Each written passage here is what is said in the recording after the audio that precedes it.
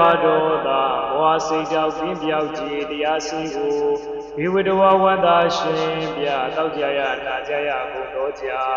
ဝိသာတပိပူဇာညင့်တာဝိလေသာစေတောက်ဘုရားတို့သည်သမုဝတ္တပိညာဘတ်တွင်မတင်တကယ်သို့ကင်းစင်လွေပြောက်ပြီးမရအောင်ပေပြောက်ကုန်ပြီးဘုံတုစင်စစ်မတွေဖြစ်ကြပါစေကုန်သတည်းအစရာမရအိုခြင်းလေကွာနာခြင်းလေကေတိခြင်းလေရှင်းထသောတိတိဘဝံကိလေသာဟုအပုခတ်သင်္ကင်းခြင်းရာစိဖြစ်ပေထသော